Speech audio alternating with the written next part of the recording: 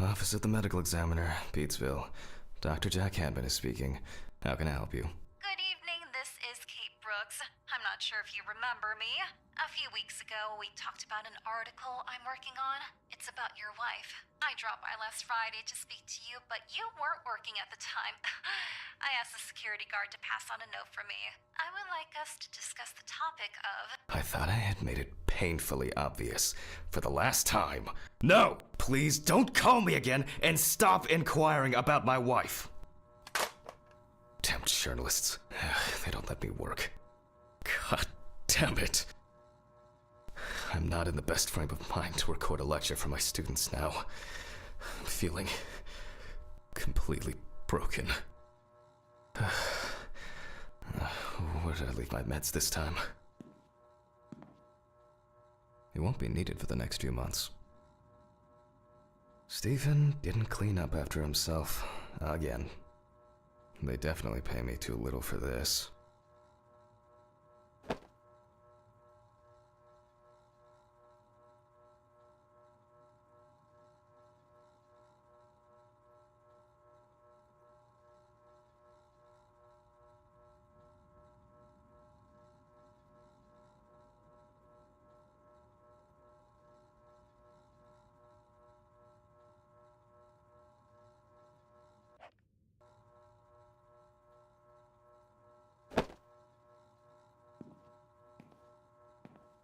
Awful. It would be good to finally repair the coffee machine.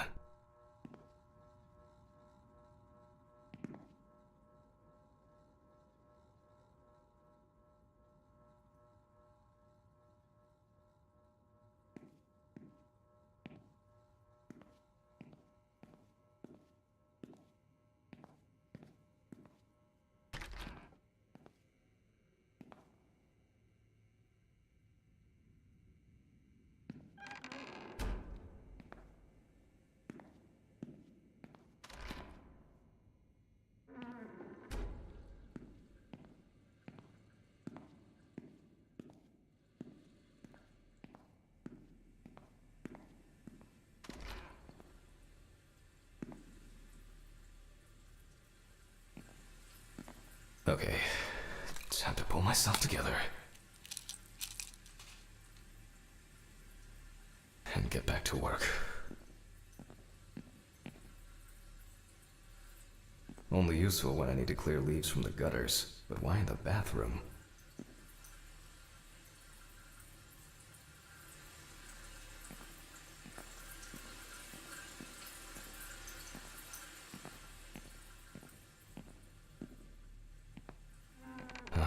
I need to set the camera first. But the word is, the lab will be open tomorrow.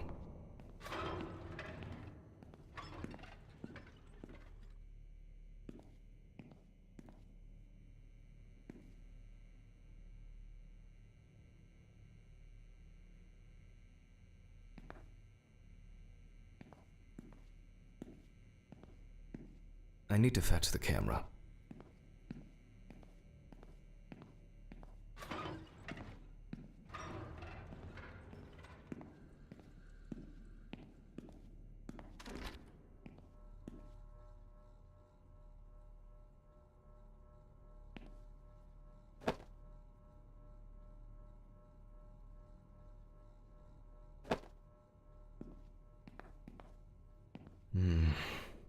Another kidnapping this month.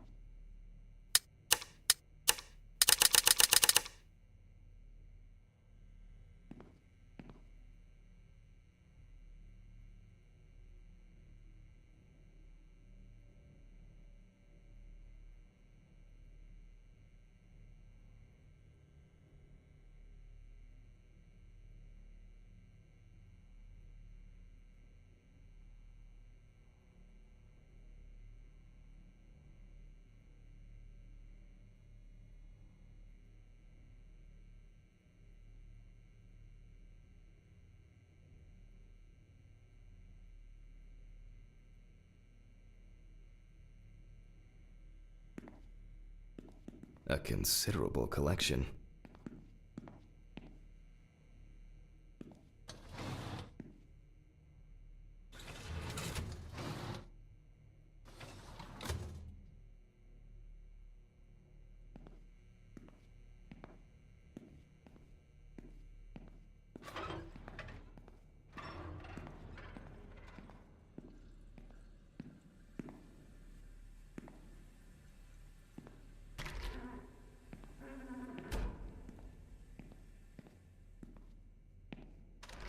This place is starting to look like a...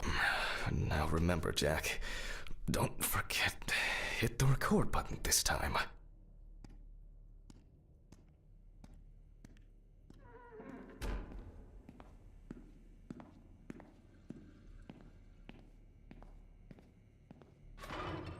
Hopefully the new tripod is going to hold up.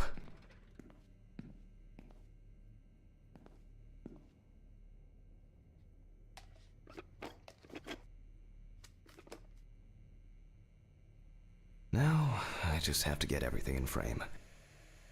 This should be fine. November 20th, 1991. Time, 8:43 p.m. Recording for medical students from the University of Missouri. This autopsy is conducted by Jack Hanman. Hello, everyone.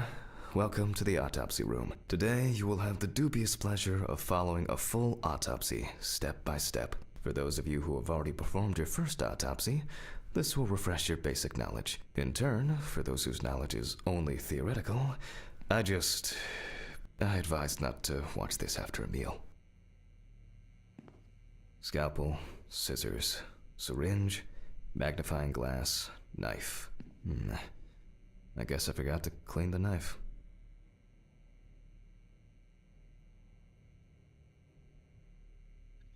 Привет. Ну типа.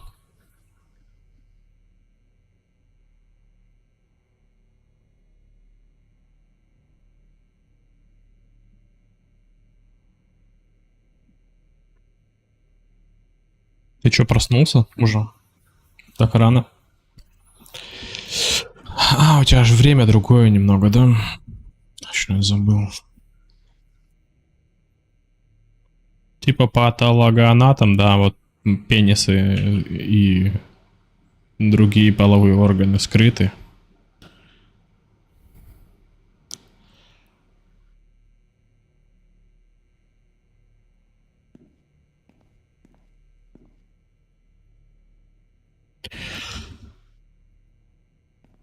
Let's start. Always wear an apron, mask, and gloves. Goggles are a must when the job is splashy. And in case of sharp accidents, it's worth having disinfectants at hand. It's true that you won't get ptomaine poisoning straight away, but if your liver or kidney aren't doing well, you may end up with diarrhea.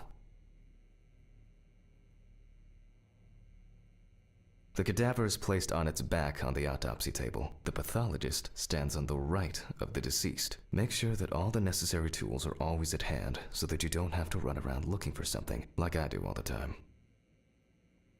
In the process of revealing and securing forensic evidence, it is difficult not to interfere with the original condition of the deceased. Written and photographic documentation plays a vital role throughout the entire examination process. During your research, be patient, inquisitive, but above all, attentive to detail. Many entries are visible at first glance, but sometimes they can be cover for more interesting stories. And lastly, remember that nothing teaches you self-narration like working with the dead. So get used to that fact soon. Everyone will think you're talking to yourself. Now, onto the police folder. That will contain all sorts of pertinent information as to who the deceased might be and what potentially happened to them. So, let's take a closer look, shall we? The deceased's name is Tobias Chambers, locally known as Old Toby. Homeless and unemployed for at least a couple of years.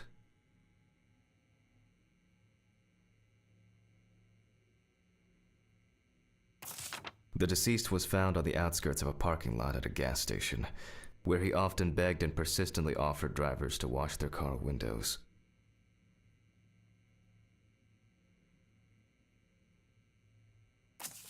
The body was noticed by a station employee during the morning shift. Initially, he thought that someone had thrown some boots and a coat in a nearby ditch. It took him a moment to recognize the pile of clothes as the body of a man.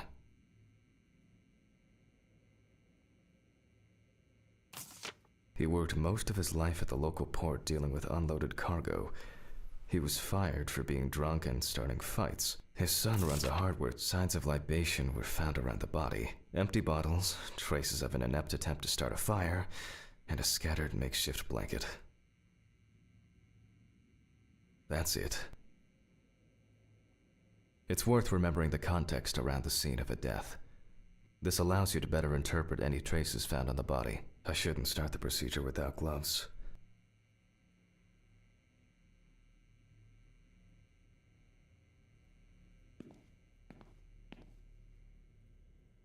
Now it's our turn to take some pictures for our files. If I can just remember where I left the camera. It's in here somewhere.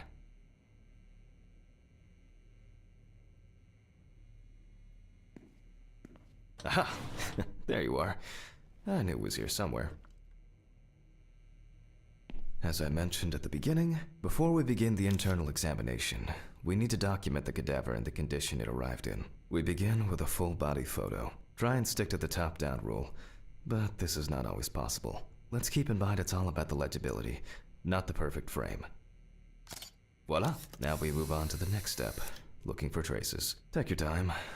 Look at the corpse from different sides, from different angles, up close, and from a distance. You're looking for anything out of the ordinary.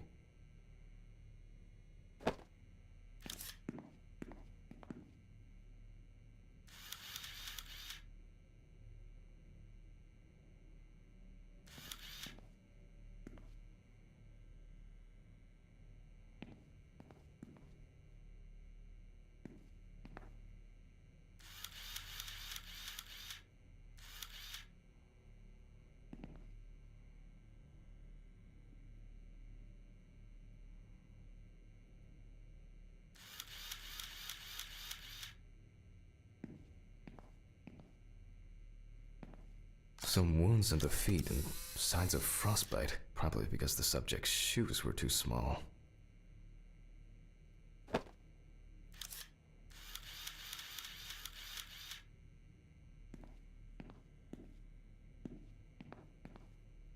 Hardened hands, worn out by physical work, and frostbite?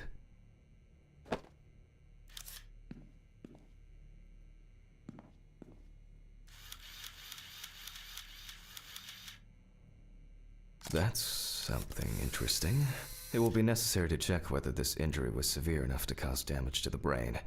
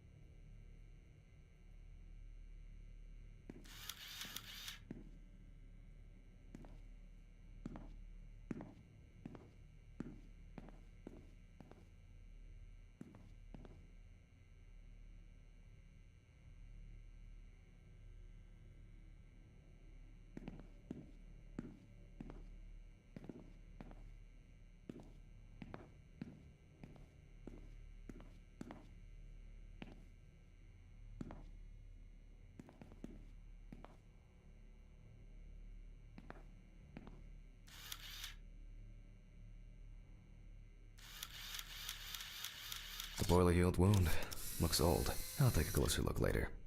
Я подойду.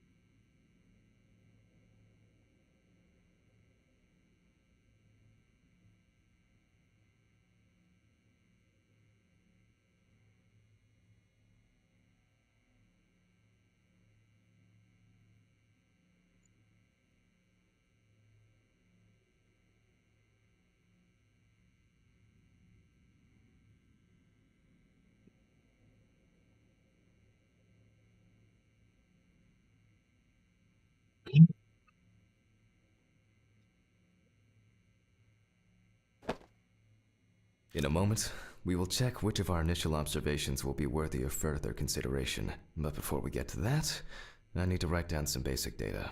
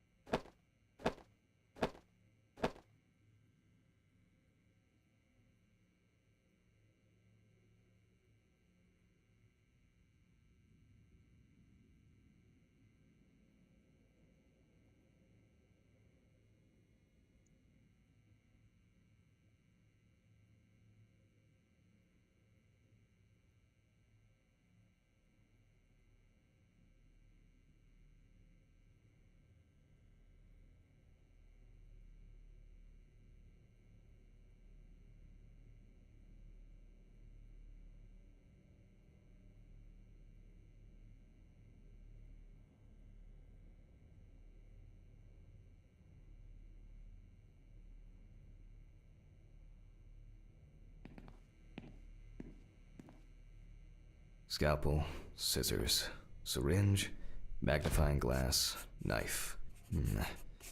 I guess I forgot to clean the knife. Personal information. The deceased was unclothed. Date. Okay, as you can see, I note everything down on previously prepared forms. Every pathologist must keep a detailed record of every step of the autopsy. This not only allows you to track the procedure, but also collates the results together, upon which you may back up your conclusions. So, enough of the boring prep. Let's begin by taking a closer look at the spots I photographed earlier. For this, you're going to need a magnifying glass.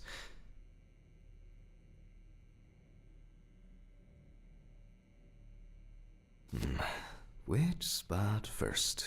It looks like a burn mark. No doubt painful, but it's not pertinent for this case.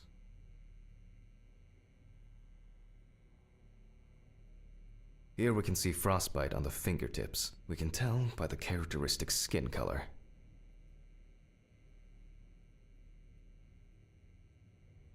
Definitely a painful mix of frostbite, abrasions, and blisters. Old Toby had been wearing shoes too small for him for a very long time.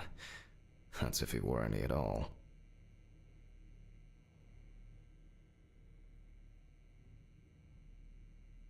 I can confirm the presence of ecchymosis on the deceased man's head. The appearance indicates the intravital nature of the wound. Add alcohol, which I can clearly smell, and this was an accident just waiting to happen. So far, there are a lot of superficial wounds, but only one serious injury to the head. Let's go back to our notes. First, I mark the location of the injuries and make notes for each one. So...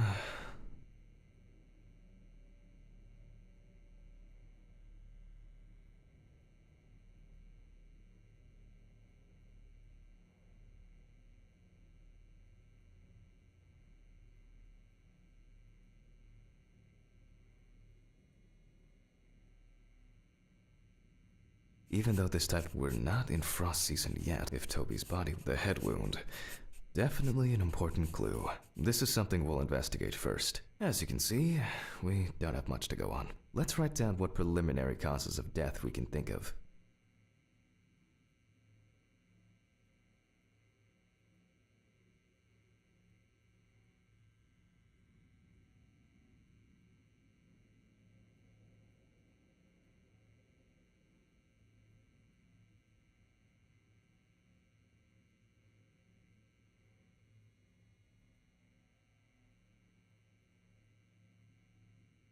Various types of accidents are a common cause of death among the homeless and the elderly. Perhaps old Toby slipped and accidentally hit his head.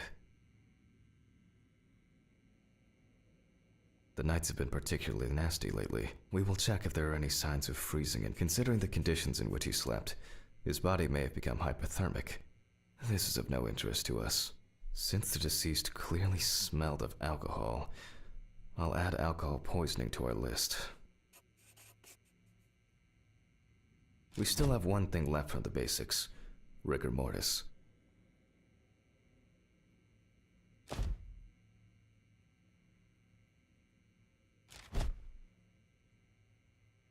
Well, we take our deceased by the hand.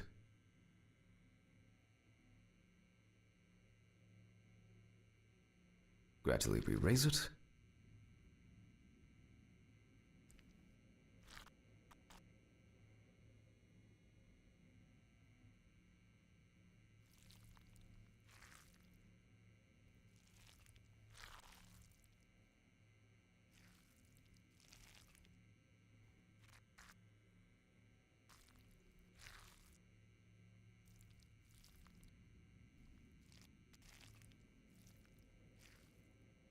Now let it go.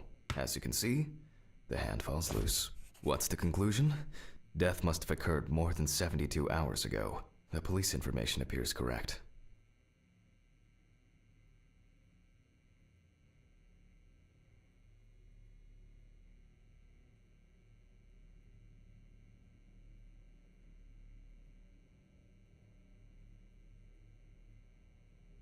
Head trauma seems the most promising, so we'll start there. For this, I need an oscillating saw.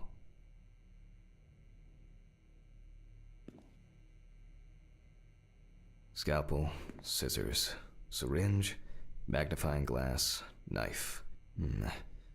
I guess I forgot to clean the knife.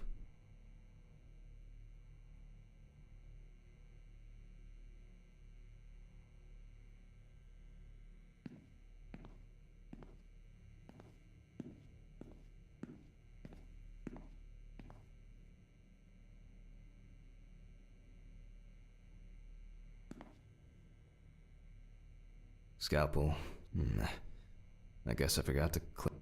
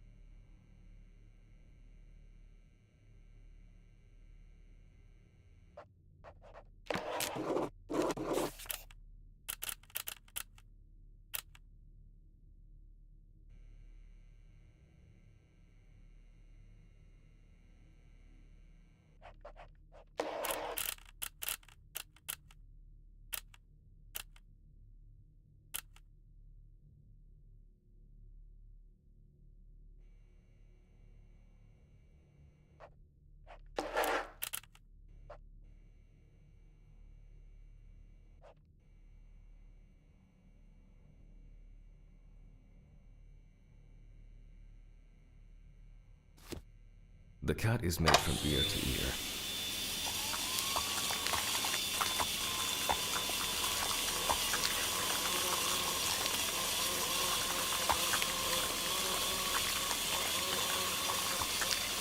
After which, we remove the skin and the top of the skull. After the basic examination, we can see that the brain's cerebral gyri in both hemispheres are symmetric. The brain looks good. Let's take a cross-section.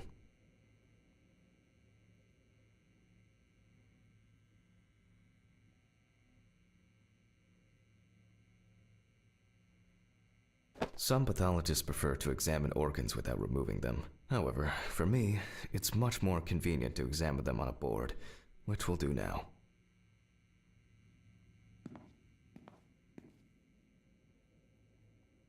Holding a long, narrow blade knife in the dominant hand, we slowly cut the cranial nerves on both sides, all the time pulling the brain towards us.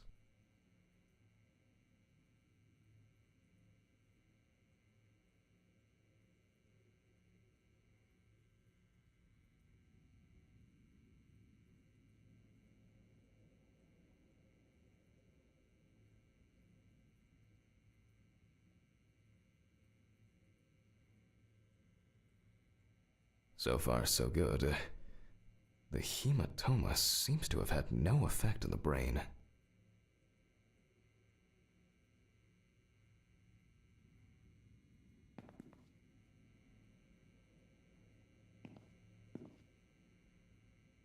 We can rule the fatal accident out as well.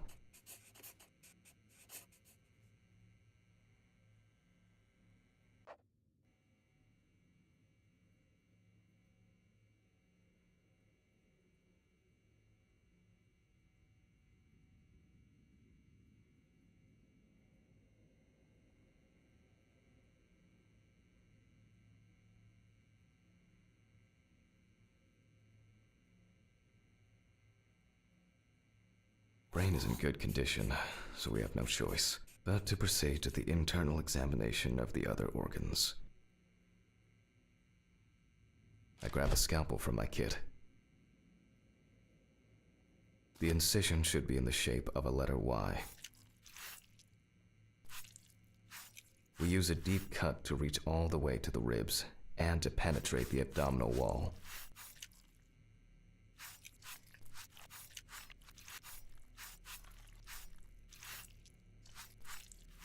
Alright, now we peel back and separate the skin.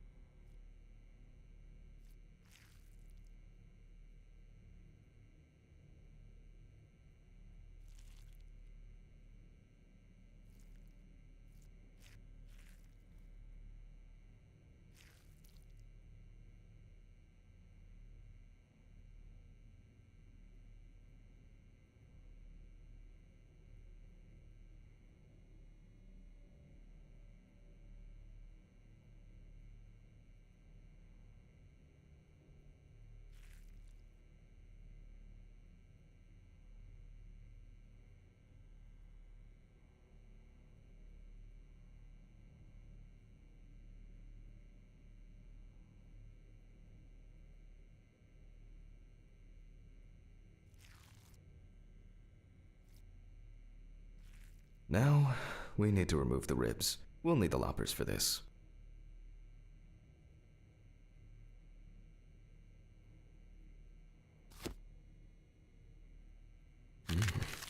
Quite a satisfying crunch, for some anyway.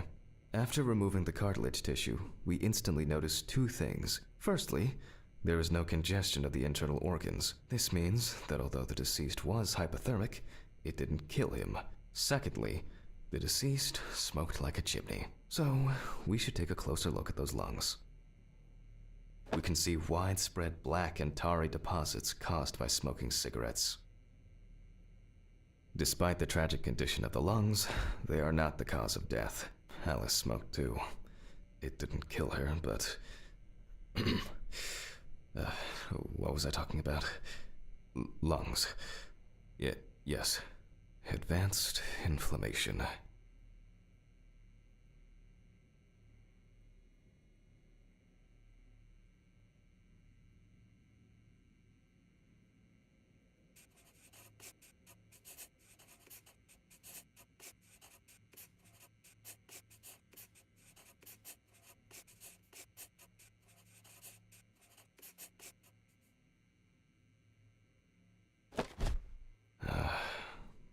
What now?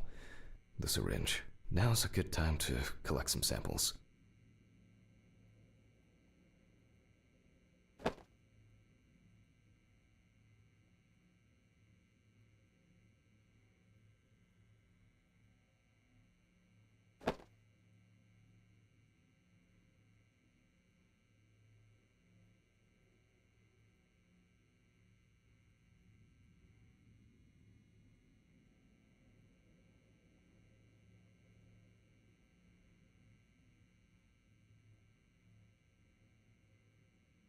Specifically 3.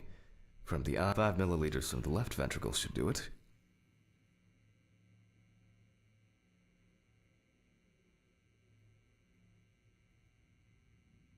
Now from the bladder, we draw about 10 milliliters of fluid.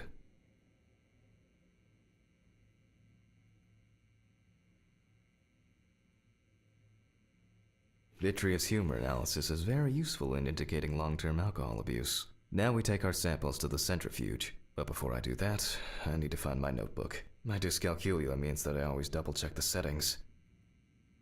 Please excuse me while I run and fetch it.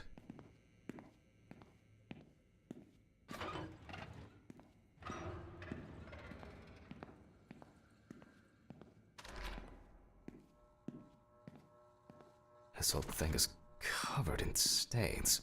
I should check this out under the microscope sometime. Let's get back to the examination.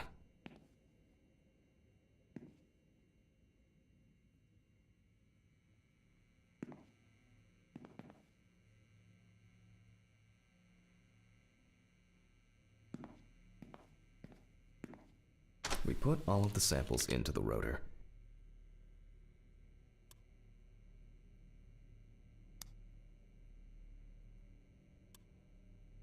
Now, we set the appropriate time and speed.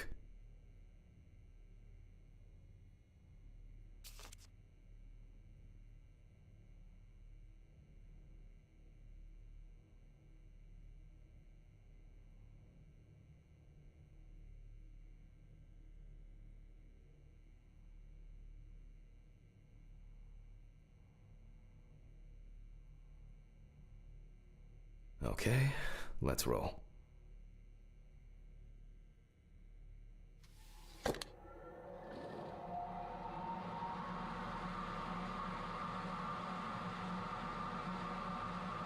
Oh shit, the fuses again.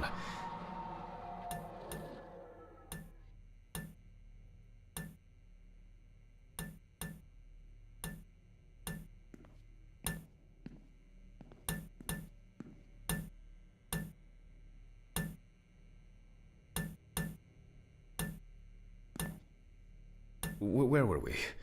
Oh yes, the blood alcohol concentration.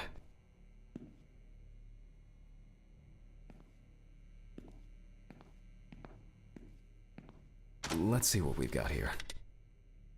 Everything's separated as it should. Our lab is closed until tomorrow after the last, incident. However, considering that Toby's favorite eau de parfum appears to be ethanol, I'm guessing the results won't surprise me at all.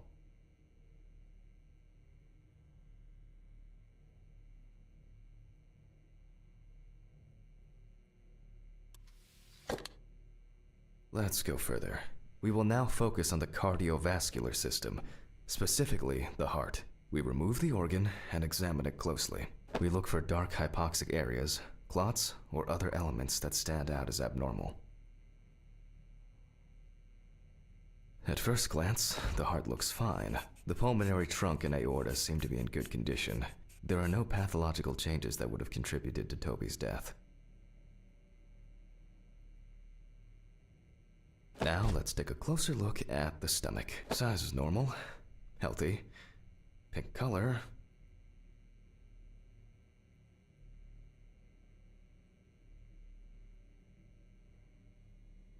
And as expected, the stomach has no major external damage. We must now cut it open and inspect inside. We will do it carefully so that its contents do not spill out.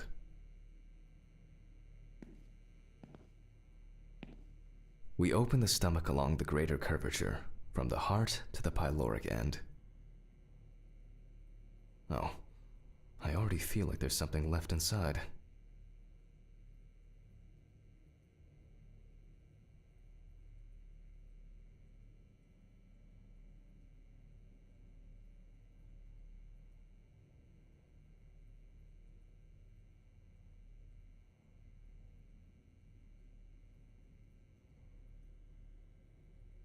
Okay, large amount of gas, small amounts of yellow, grayish food content, resembling some kind of meat. Either our deceased hadn't eaten in days, or the bulk of his stomach had already found a way out. Looks like I'll have to find the missing contents.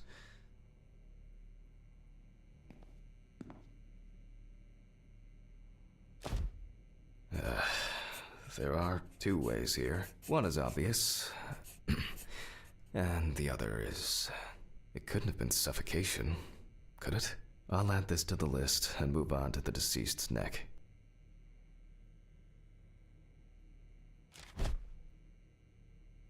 At first glance, the trachea looks normal.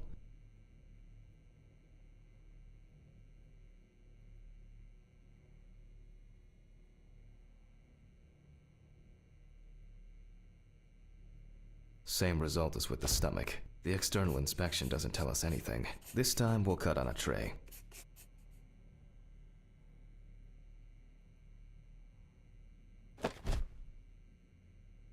While cutting such a small organ as the trachea, we must make a precise incision.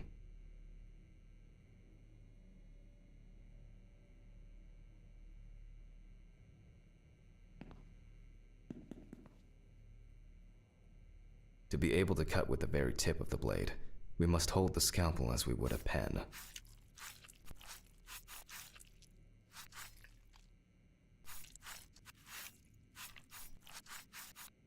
And after careful examination and deduction, we've got it. A clogged trachea. It's time to summarize the whole thing.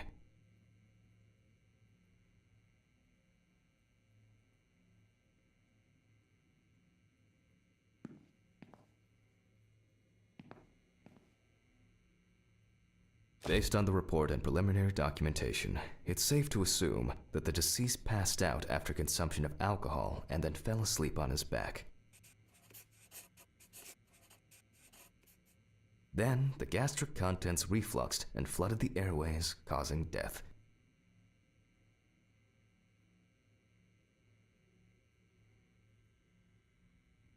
That's why we don't forget about the recovery position at dorm parties.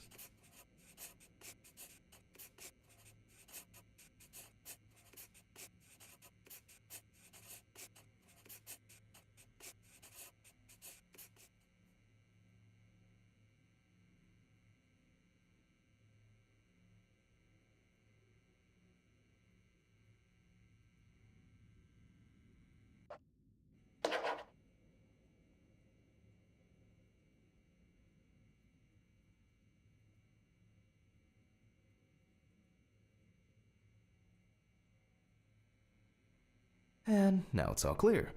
The death was suffocation. Now, signature.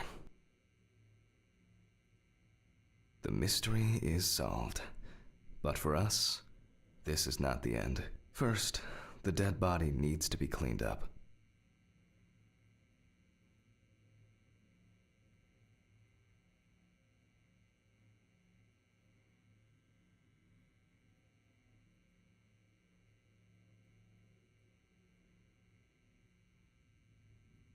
For this, we will need to close the body and grab the needle. First, we unroll the skin flaps.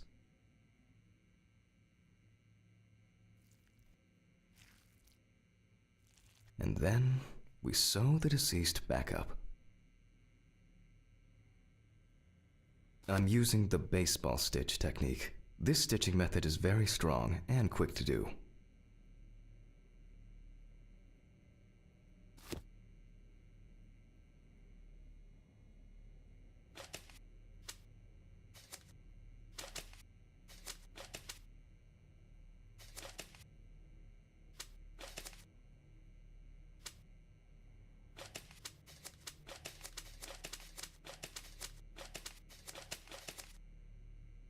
Beautiful.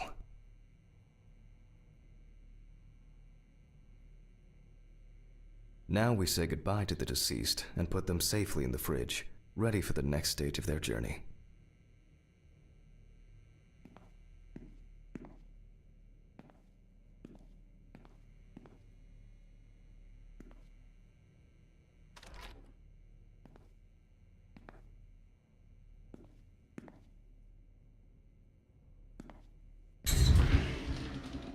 God, I'm tired. I'll drop these samples off at the lab on the way to the bar.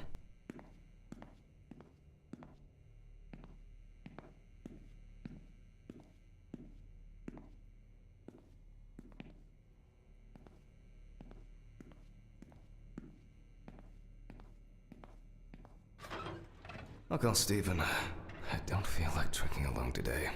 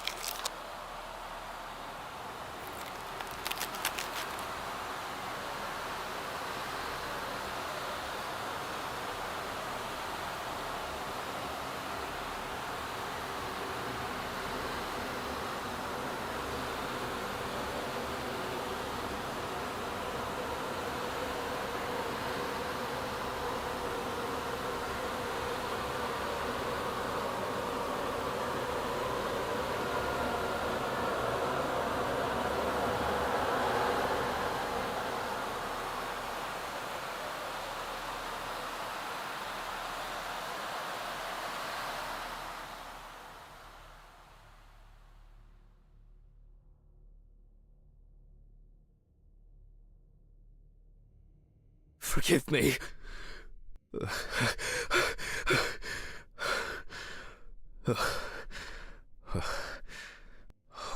What? Christ.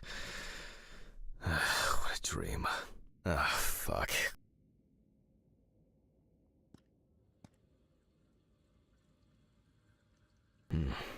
I really need to get this laundry done.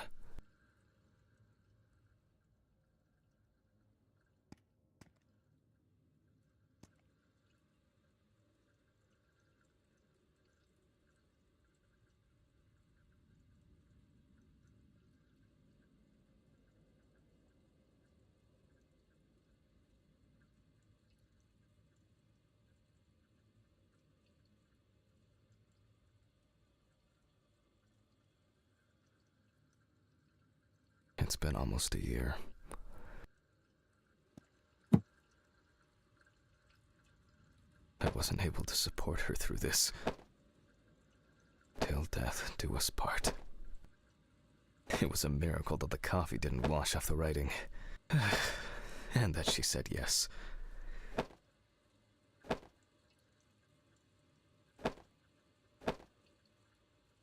It's always good to have something for a rainy day.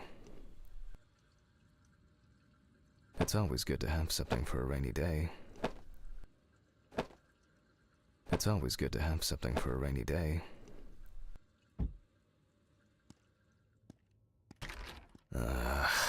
So much light everywhere.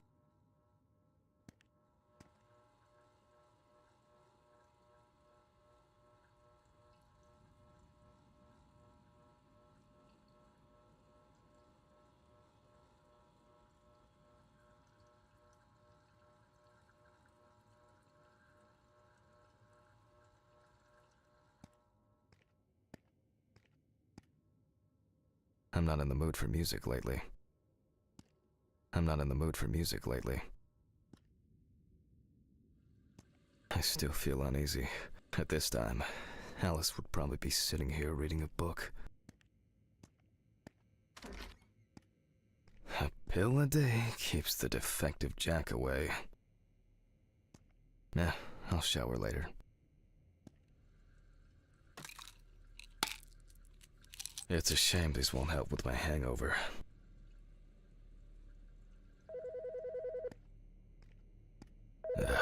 The fucking phone. Okay.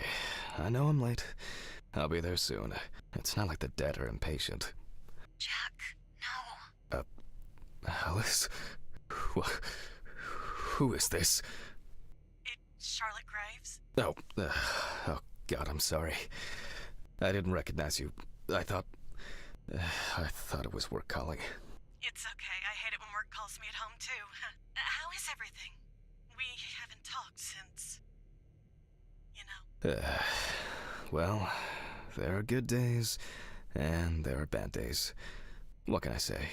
At least I can hide away at work. Well, you always were the most comfortable in the dissecting room. Listen, I have an unusual request. Okay, how can I help? It's nothing serious. I just wanted to ask, do you have any pictures of Alice? Maybe one where the two of us are together?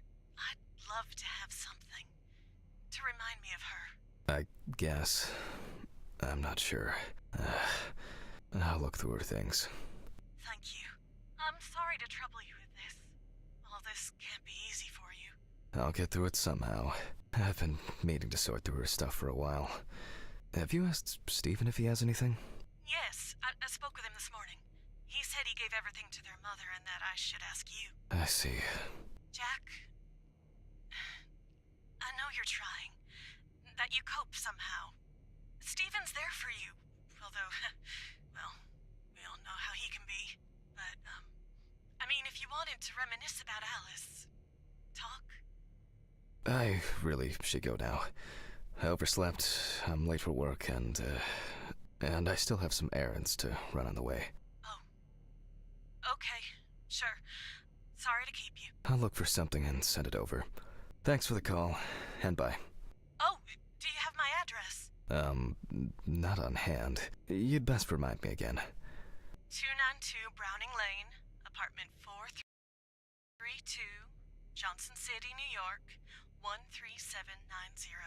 Got it. Thanks. Thank you. It would mean a lot to me.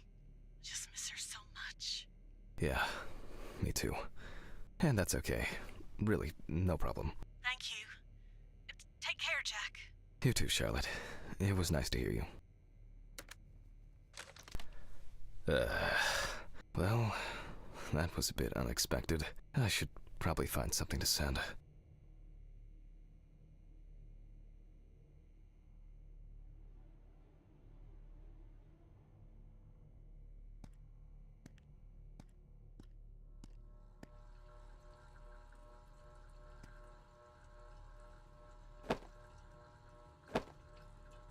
Some days, I just feel like setting fire to all this paperwork.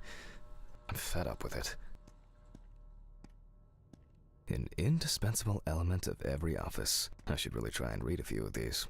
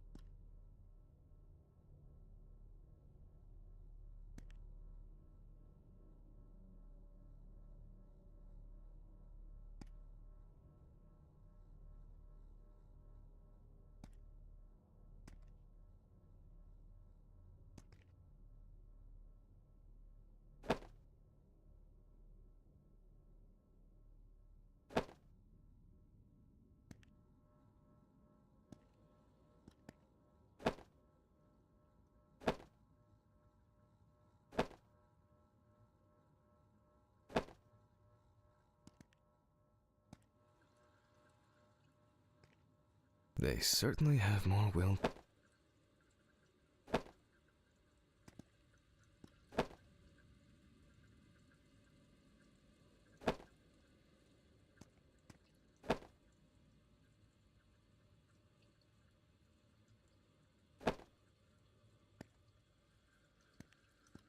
The view isn't spectacular, but why does that car look familiar?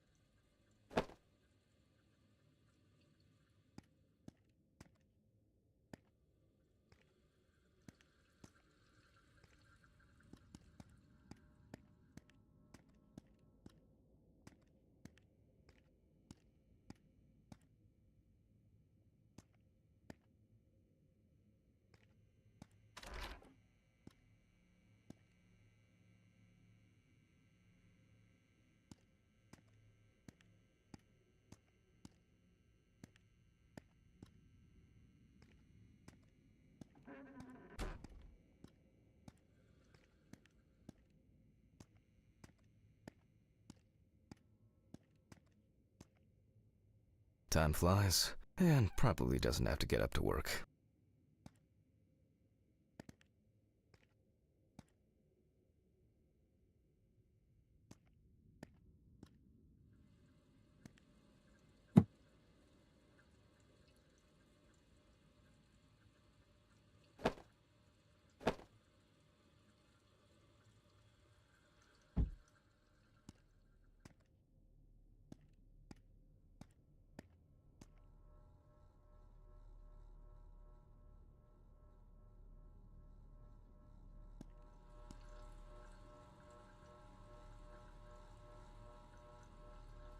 Some days,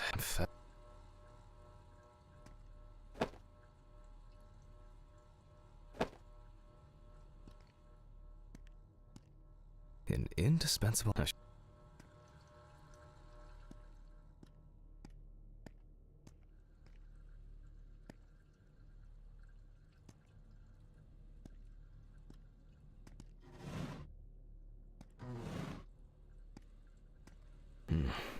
I really need to get this laundry done. It hurts too much to look at these, but I can't throw them away. It hurts too much to look at these, but I can't.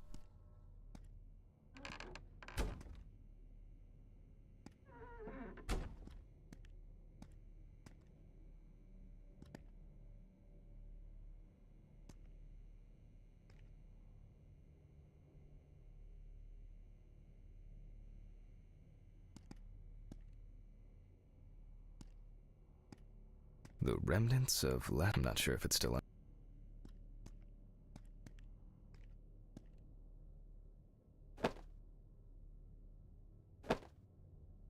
I'm not.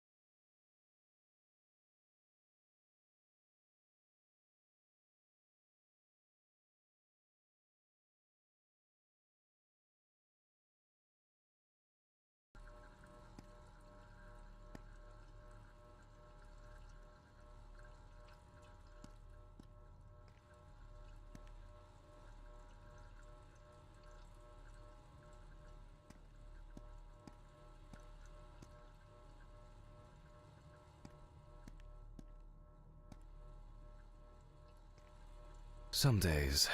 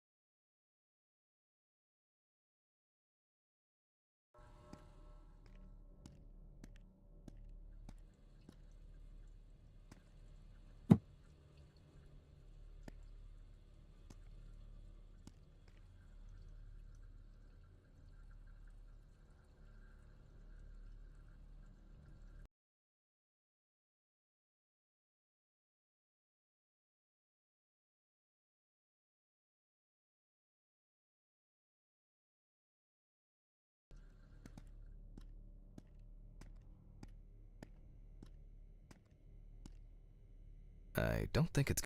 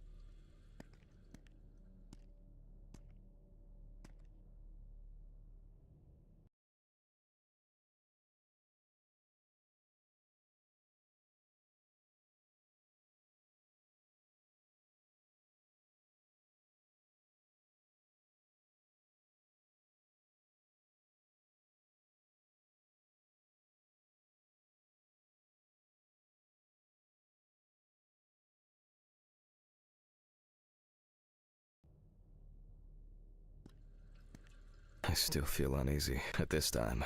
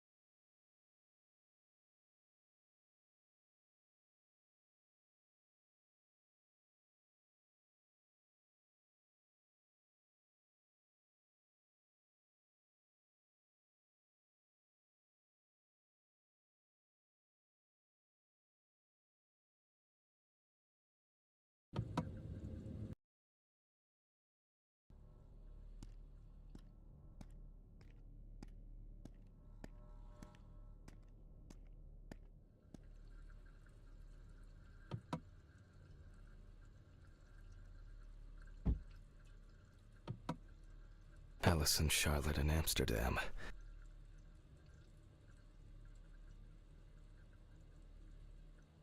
It's hard to believe they've known each other for so long.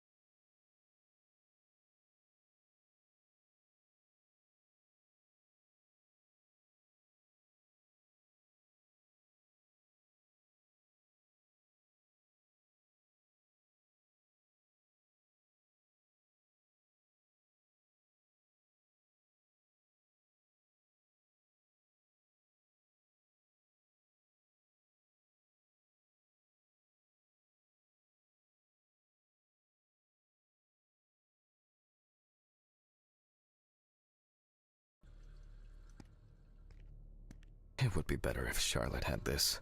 It deserves to be on display and not hidden in a drawer. Okay, time to go to work. I'm seriously late.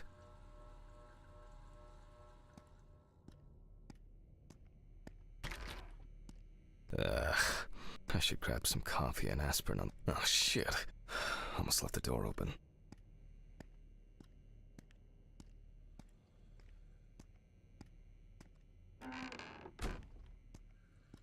These fluorescent tubes are brutal.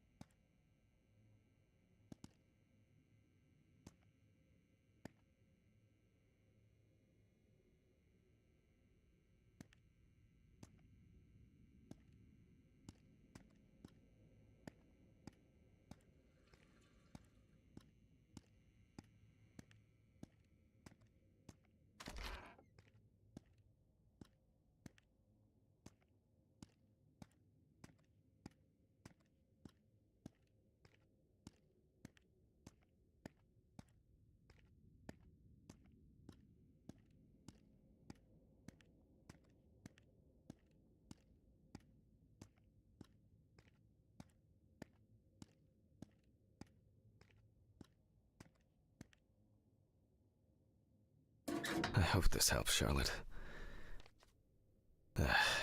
Okay. All done here. Time to go. Huh?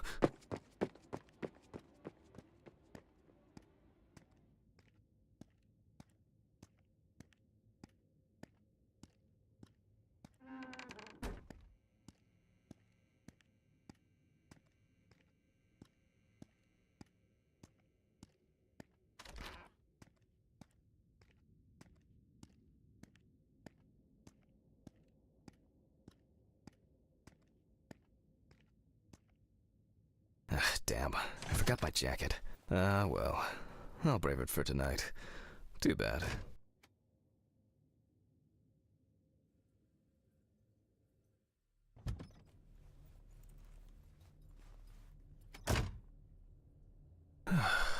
Nice and fresh. At least it's peaceful here.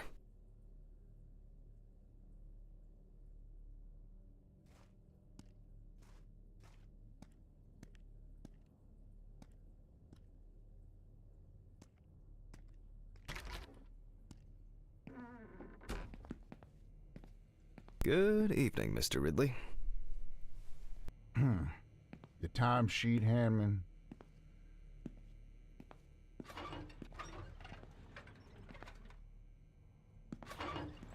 Some corpses have more personality than this guy.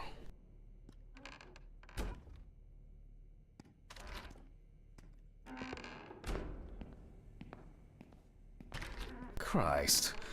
Who leaves the window open in the middle of November? So I'd better check the answering machine.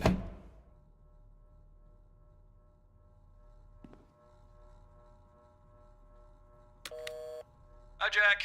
I dropped by a little early today. I left the body with Ridley in the corridor. He wasn't sitting in the locker then, so maybe he'll even throw him into the room. Well, how are you doing? I mean, it's your first birthday without her, and...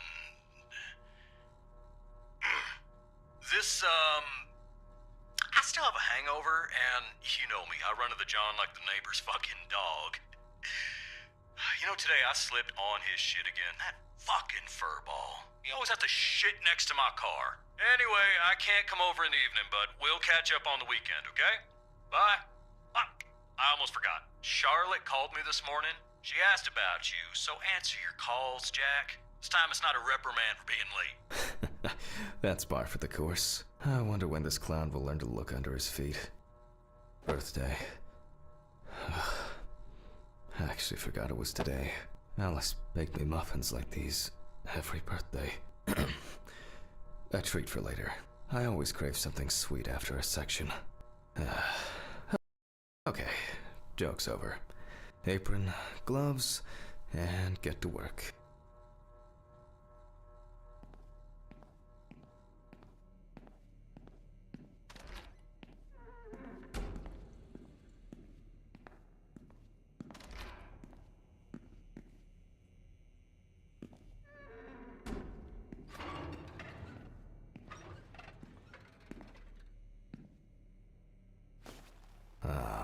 man. I remember you. You were on that talent show. What was your name again?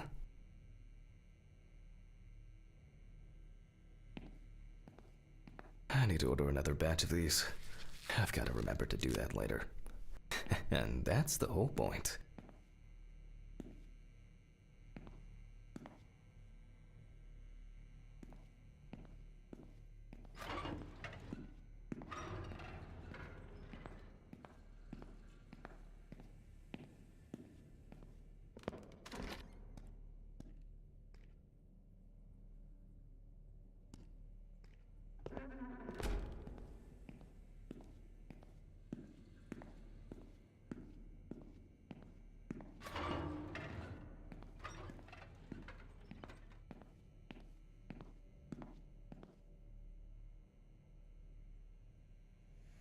Steven laughs at me for recording everything. He says I have a bigger collection of stuff like this than most of the creeps he's caught. November 21st, 1991. Time, 9:13 p.m. The autopsy is conducted by Jack Hanman. Lecture for the Medical University of Missouri. After yesterday's lecture, you should already know the ins and outs, so today we'll be consolidating our knowledge. So, where do I start? That's right, police folder. Ah, yes, Samantha Barker. Now remember, there's probably going to be a lot of chatter about this.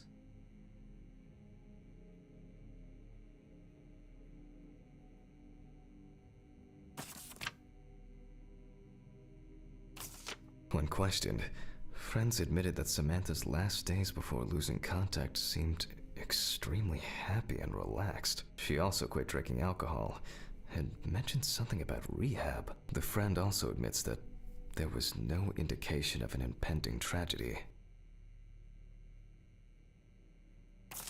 After her first album became a commercial success, she was hit with a creative drought. She suffered panic attacks and severe sleep problems.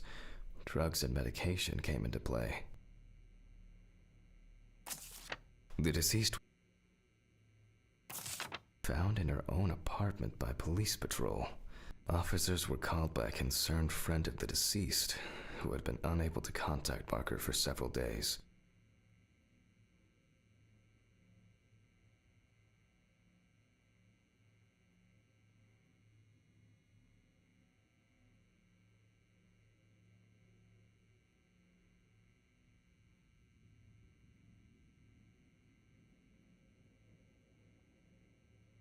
Well, let's see what settled this matter. As you can see, the body is fully clothed. Okay, now we can continue with the examination. Again, begin by taking photographs of the cadaver. I guarantee that over time it will cease being embarrassing for you.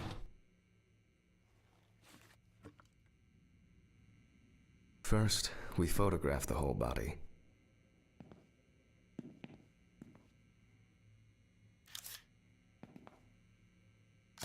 And now, any suspicious-looking marks or wounds.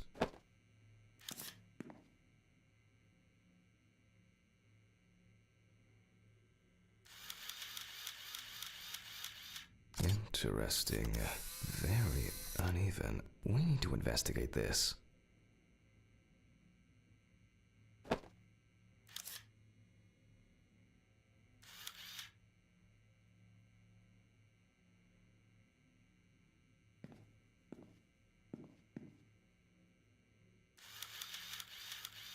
You don't get such bruises from a normal contusion.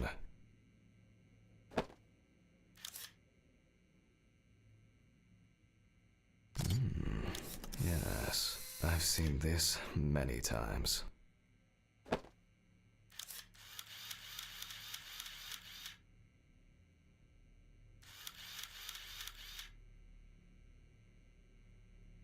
Well, there's even more here.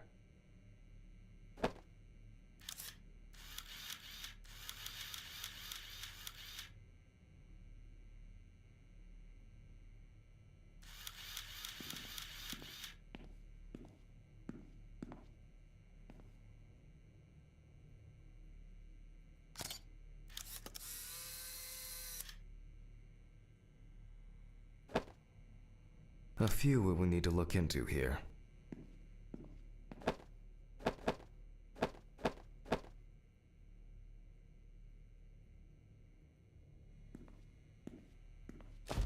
Notes prepared. Time to take a closer look.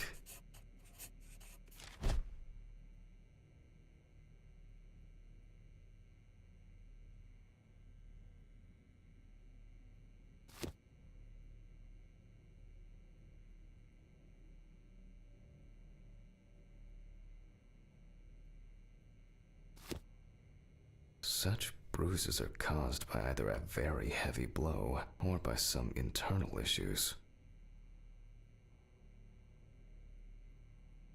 And here's something interesting. The skin of the deceased is covered with numerous blisters. Some of them are ruptured. Others still contain fluid residue.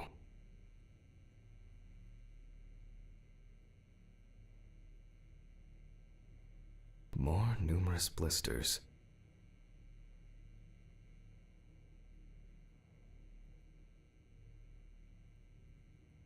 The number of bruises suggests that there may have been some kind of tussle.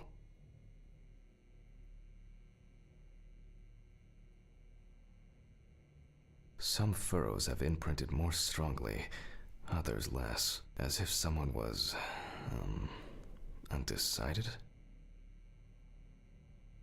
We have some leads to investigate here. Let's write this down.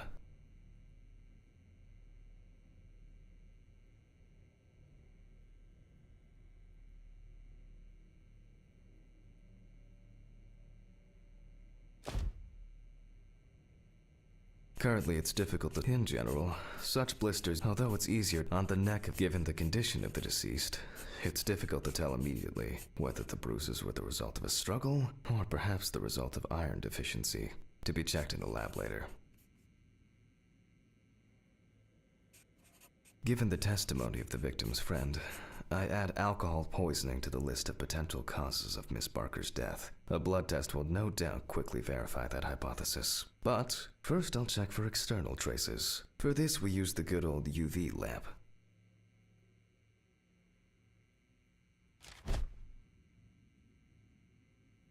I look carefully at the whole body. UV rays will reveal any traces. The area around the head is empty.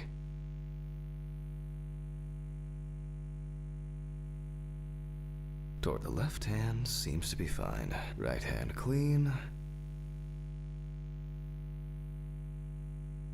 Legs, there's nothing here. Well, nothing to surprise us here. Now gently, we take the deceased by the hand. And we check for rigor mortis.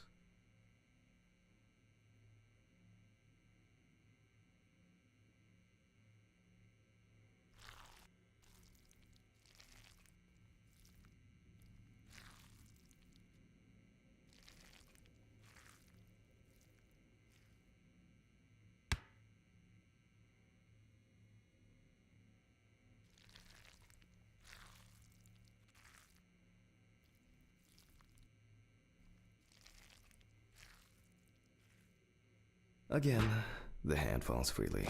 After yesterday, you should know what this means. Since we don't have a definitive lead, we will examine all the key organs one by one. So, I'm starting the internal inspection.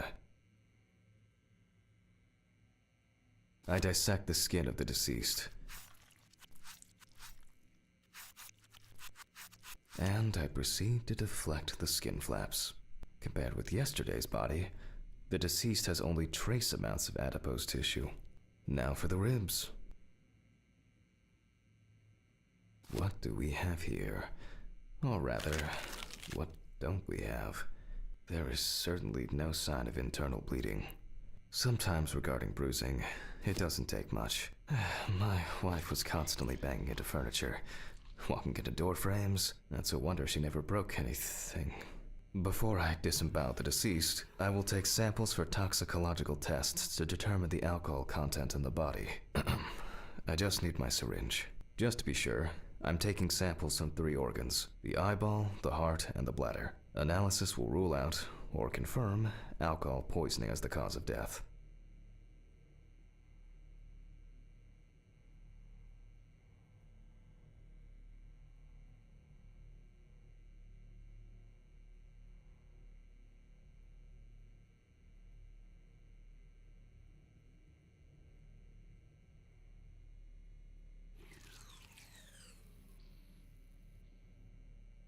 All done. I'll transfer these to the centrifuge. What was it? 15, 70, 10, 75? Maybe one day I won't need my notebook.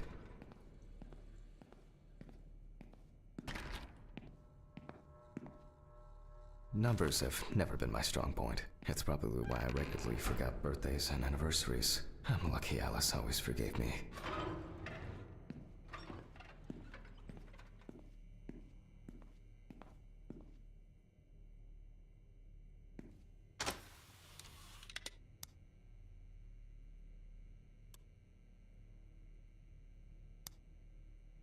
Gently does it with this old thing. Handle with kid gloves.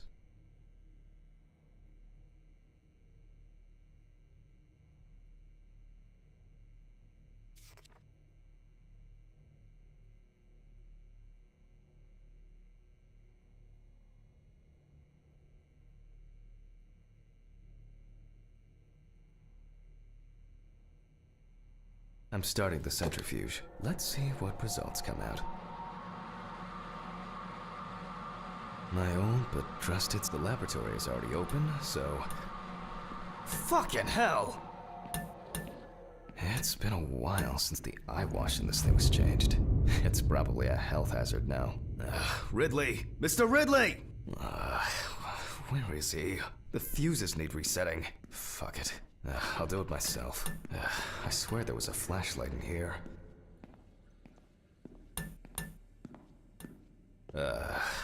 Whatever. I know where the switches are anyway. First the right, and then the left. And voila.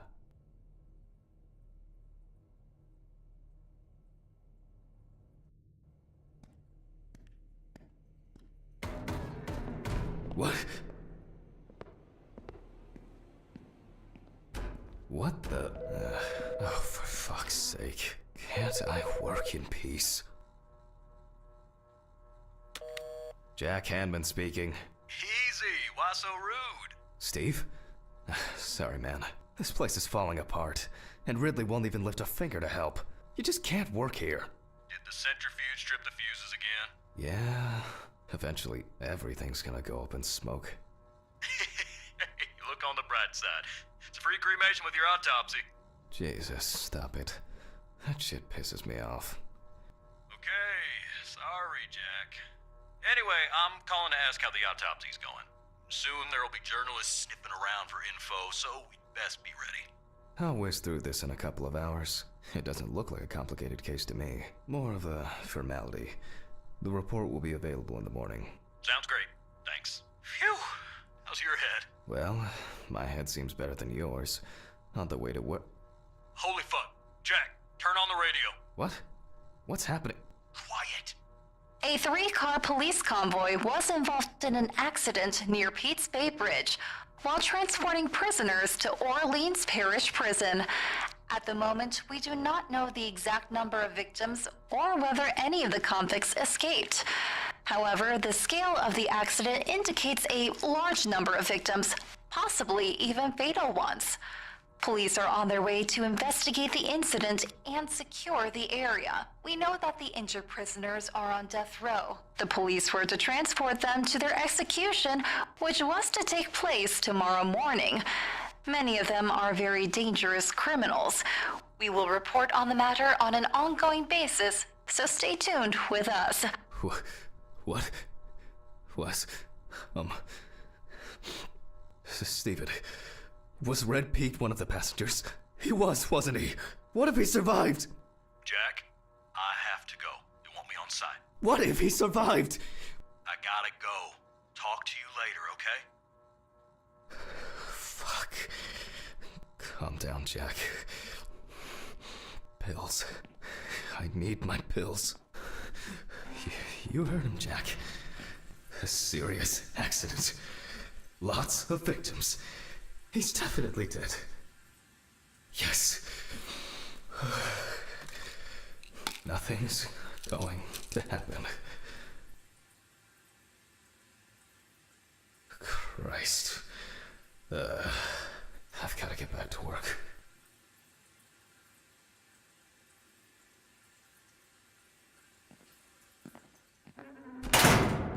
What?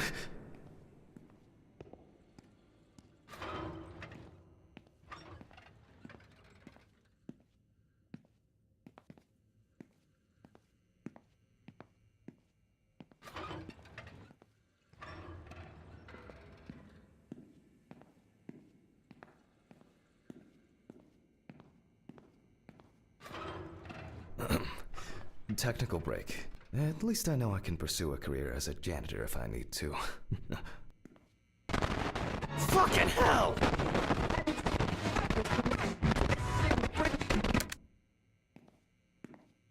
Alright, let's see if we were able to get anything out of this piece of crap. And miraculously, yes.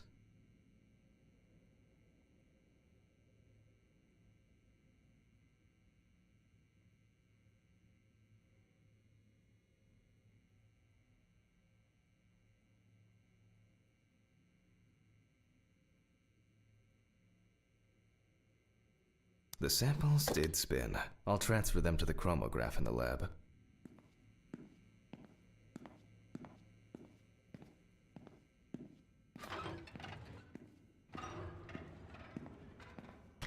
Alright, let's load this up.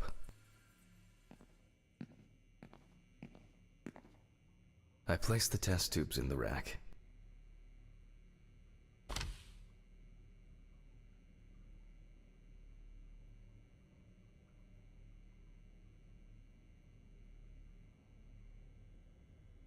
Now, just take 5 milliliters from each.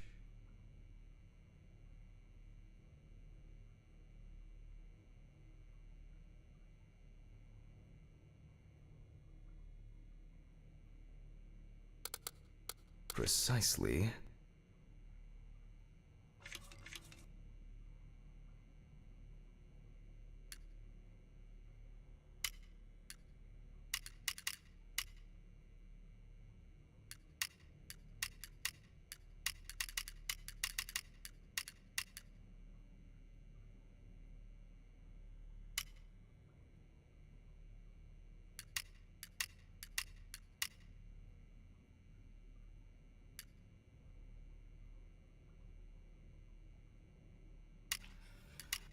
And the next.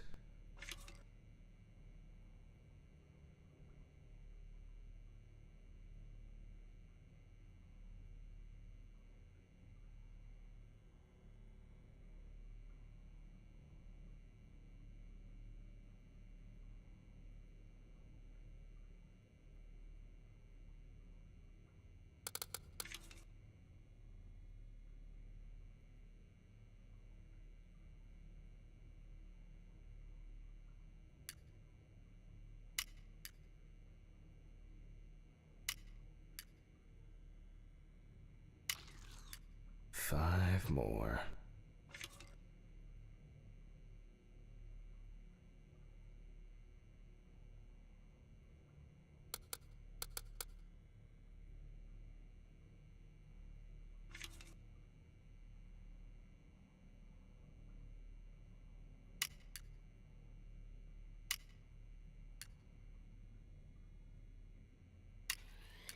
We put the prepared sample into the machine.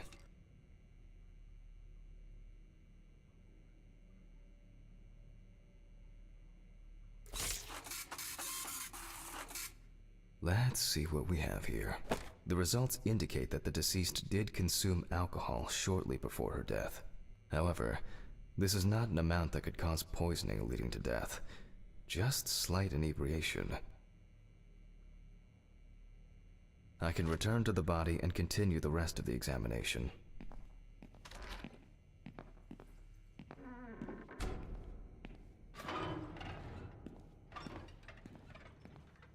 The chromatograph results show that we can eliminate alcohol poisoning from our list of potential causes of death. However, remember that alcohol can affect the functioning of the entire body. It disturbs the heart rhythm, accelerating its rate, and dilutes the blood, which may result in more severe bleeding in the event of an accident. Also remember that alcohol affects the metabolism of drugs in the liver, which I'll now look at in more detail.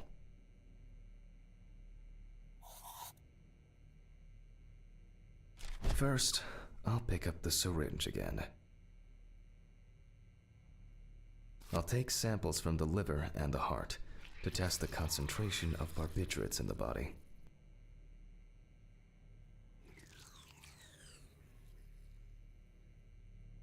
That's enough. I'll do the test later. I'd best not try my luck with the centrifuge right now.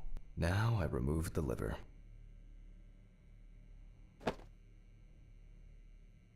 No lesions. However, it is slightly enlarged. Perhaps it's a slight inflammation or drug-induced damage. It may also be the result of the deposition of substances from drugs. Let's check the weight of the organ.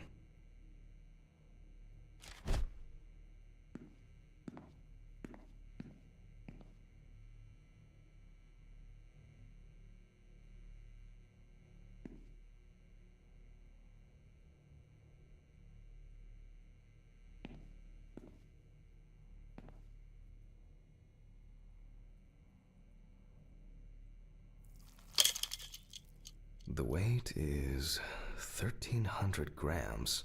The liver is enlarged.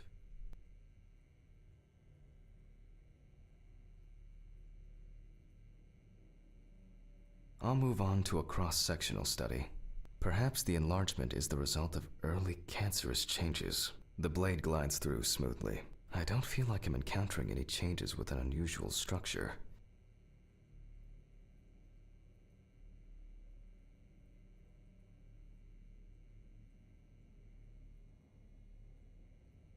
No steatosis or cirrhosis. The liver is actually quite clean inside.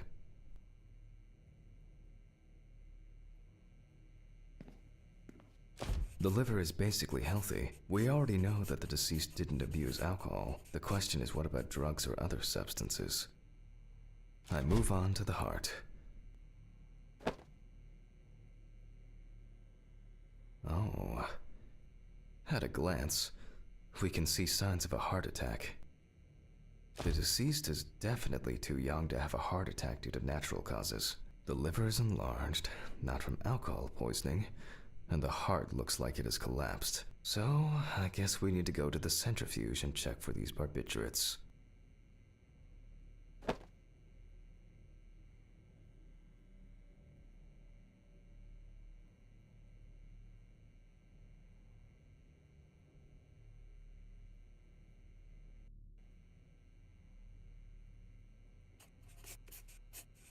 The last time I saw this kind of poisoning was a few years ago. I better check the data in my notebook. He was a middle-aged guy. He took his medication and forgot about it. So he took another pill. He forgot again and took another one. All right.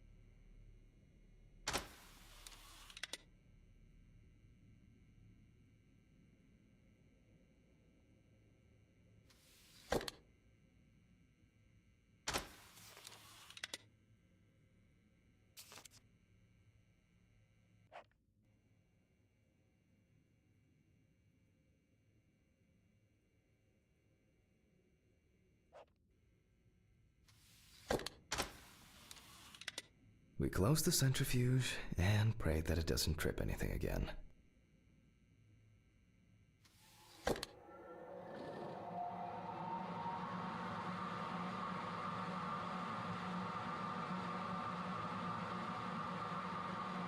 It looks like our luck is in.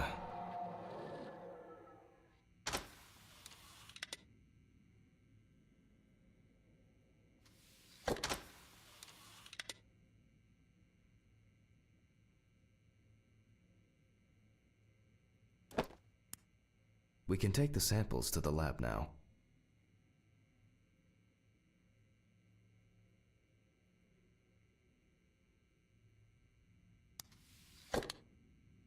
I wonder how she was able to get hold of these drugs.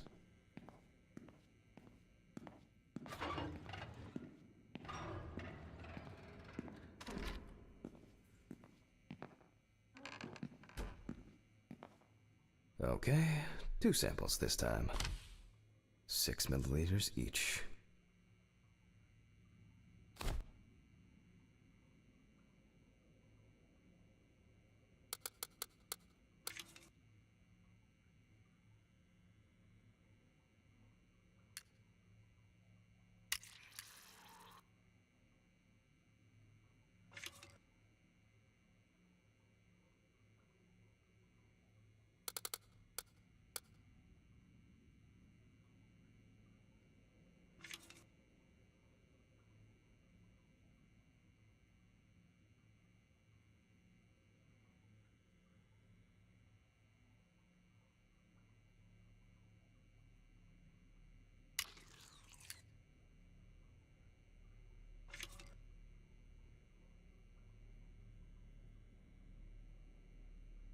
Well, let's see how much of it we find.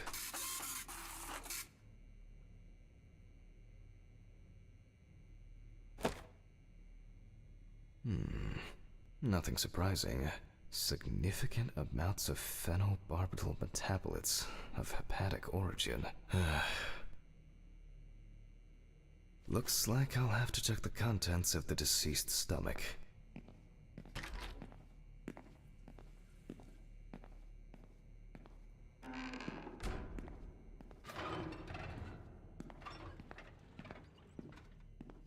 The tests showed that the collected blood contained enough barbiturates to cause cardiopulmonary collapse. The question now is whether it was an accident or a deliberate act. I'm proceeding to examine the stomach. Before extraction, I ligate the entire organ to prevent its contents from spilling out. Okay, I'm now cutting out the organ, which will move to the board for dissection.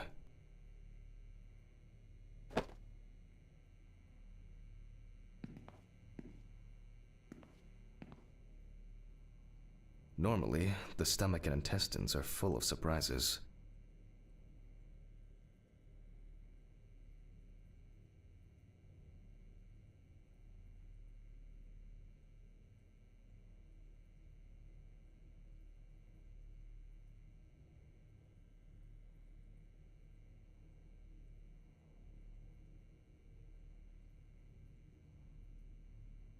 But not this time. We see remnants of undigested food and a dense mass of pills. You don't take this many drugs by accident.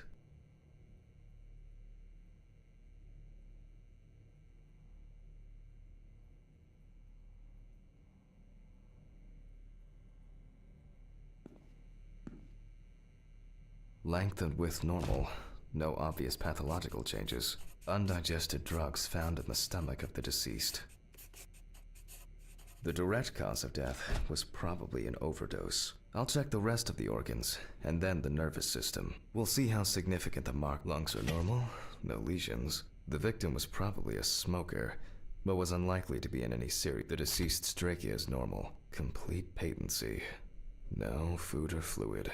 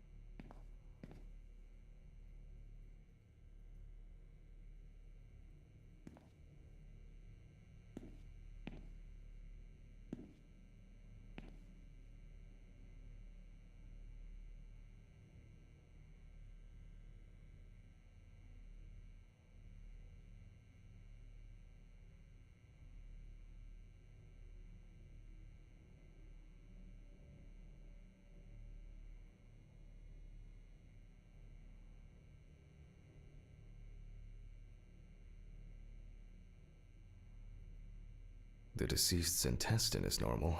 No clear pathological changes. Abdominal cavity checked off. We can check the brain.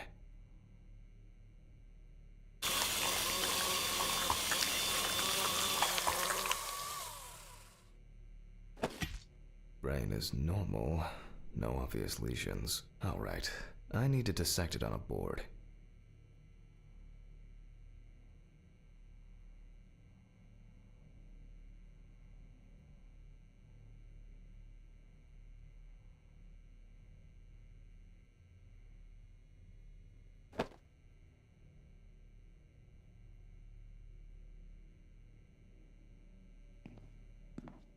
Using a knife, I carefully cut through the brain tissue.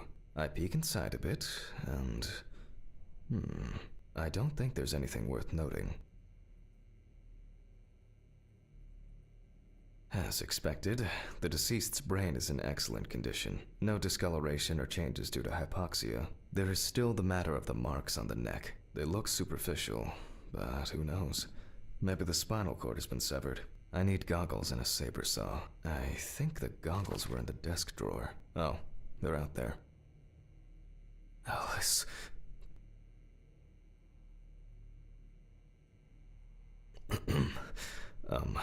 Saw.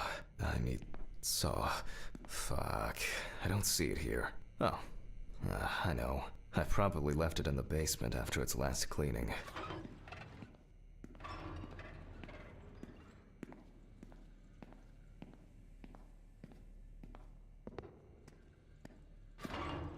Mr. Ridley, I need a key to the basement. It's in the social room. Why is the key lying at the... never mind. Thank you. Hey, Hammond. Did you hear about the convoy? Well, maybe you'll get a chance to relive your glory days and catch Red Pete again, huh? Let's hope there won't be a need for that.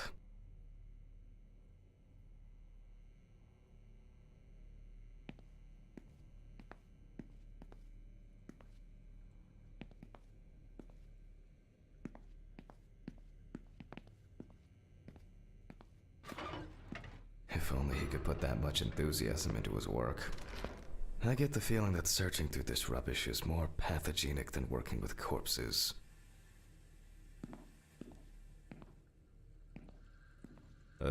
Please, may this be the last trip.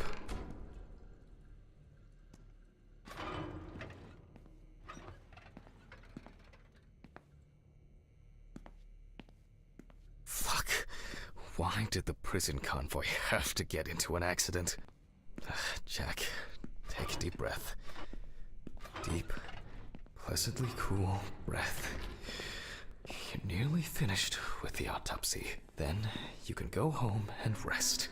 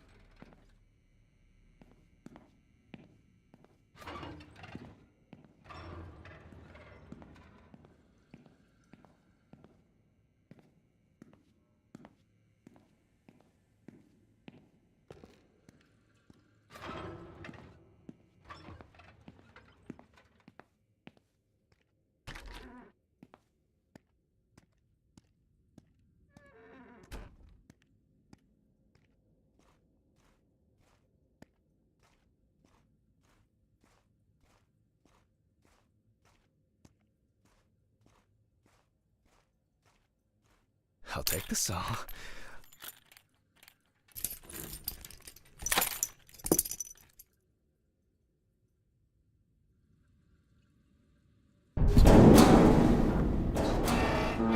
Fuck! It's jammed! Doesn't anyone do maintenance around here? Damn hatch. Damn Red Pete. Again, if only.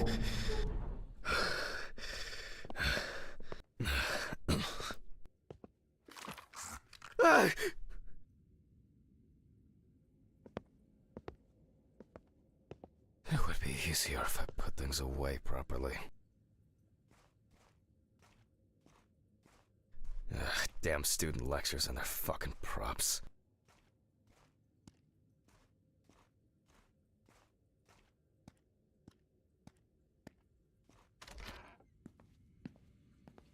And like clockwork, he's already sleeping.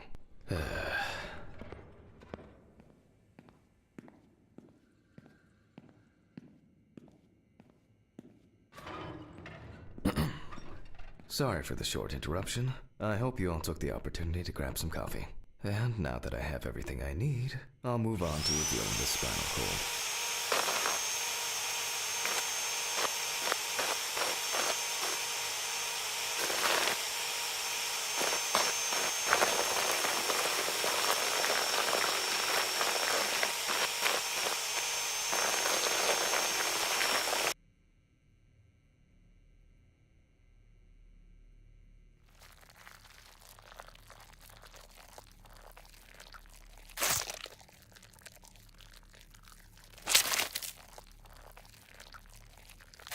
The spine is removed. I can see that the spinal cord was not severed. This shows that apart from the marks around the neck, hanging didn't negatively affect the condition of the deceased. Ladies and gentlemen, almost over. Now, to sum up and tidy away the body.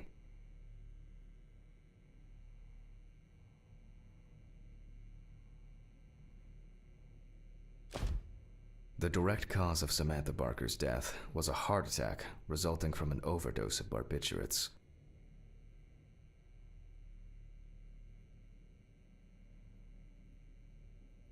Traces found on the body suggest that the overdose was a deliberate act, following a failed attempt to hang herself. The autopsy found no evidence or genetic materials indicating that death could have been the result of an attack. Third-party involvement must be excluded.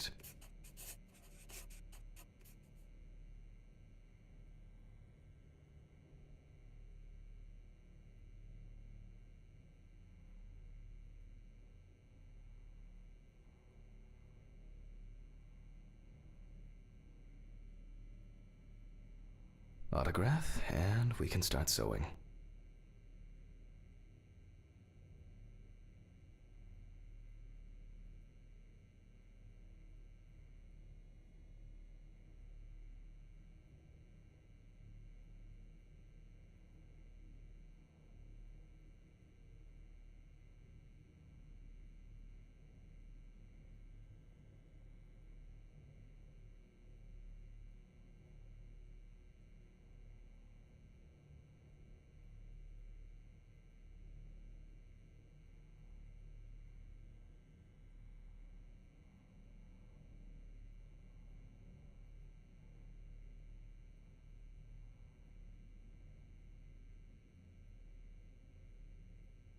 In the 1950s and 1960s, the use of barbiturates for suicide was actually quite common.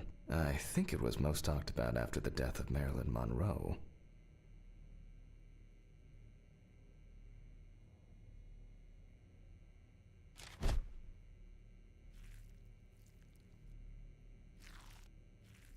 At home, it was a help and comfort. On death row, a farewell to the convicts.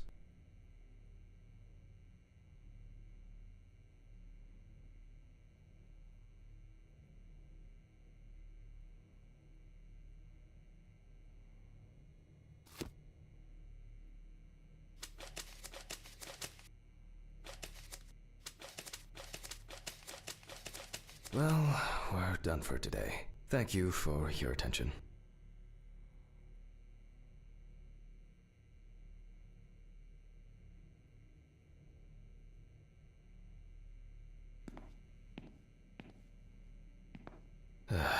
Tiring day. I guess I'll...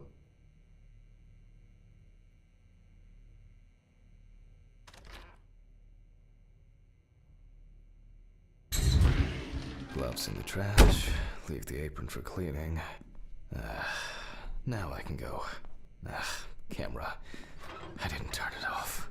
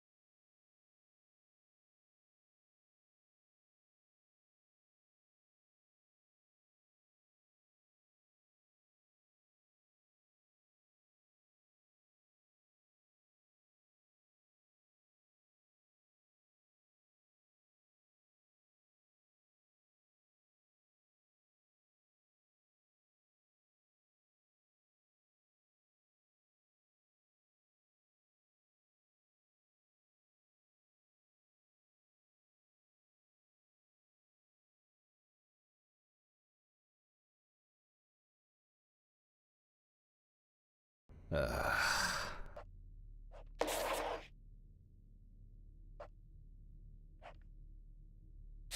nightcap will do me good.